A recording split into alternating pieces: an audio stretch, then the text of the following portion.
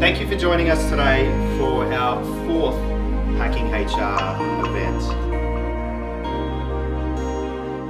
The reason why I wanted to bring this conversation to the table is because I don't feel like it's been done in this way before.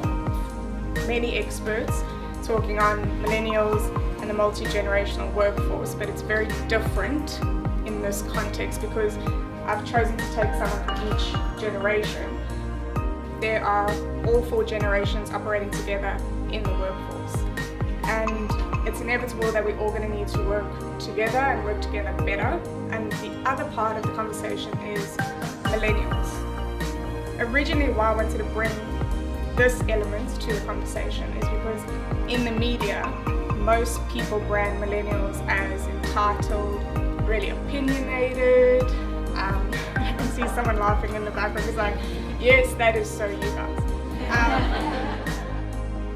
Millennials are going to make up 75% of the workforce in 6 years' time. I'm sure most of you can attest to the fact that you are working with millennials already, and I think this conversation will help us understand each other better, but it will help us understand millennials better. There's all this data out there, we have access to it instantly now, so in the past where if your generation was really bad, you wouldn't know about that because that would be in like a library somewhere, in like a book. Now it's on the internet, it's on LinkedIn. Like even this conversation, this then is instantaneously available to everyone. And they're like, oh, there's this girl saying that millennials aren't that bad. And you're like, no, they're horrible. And then it kind of goes again. Everything is about interaction with others, and it's about the process of recognising and acknowledging everyone has a valuable contribution. It's just sometimes we misunderstand.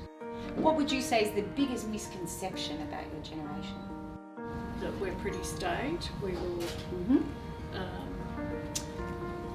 We work really hard. You'll be loyal to an organisation. You'll have a job for life. Yes. You won't move around. One of the biggest misconceptions is that we've had it quite easy. I think that it's... Thanks. I don't know how to use a microphone. No, I think the fact that when you do get a job and when you do land a kind of career position, it's often seen as a position that's been given to you, not a position that you've worked for and that you have experience for. And it is quite difficult to get a job when you don't know people, but I think the misconception is that the reason that you got the job was not because you worked hard, but because you knew somebody.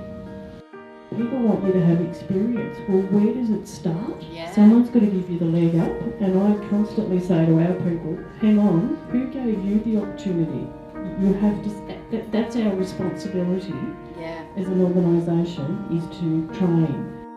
Selfishness. Everyone thinks we're very selfish and apathetic, I think. They think all we care about is our phone and Instagram, and it just couldn't be more false, I don't think. I don't think it's true of anyone, really. There's very few really truly selfish people around, but it's a really challenging stereotype as well, I think.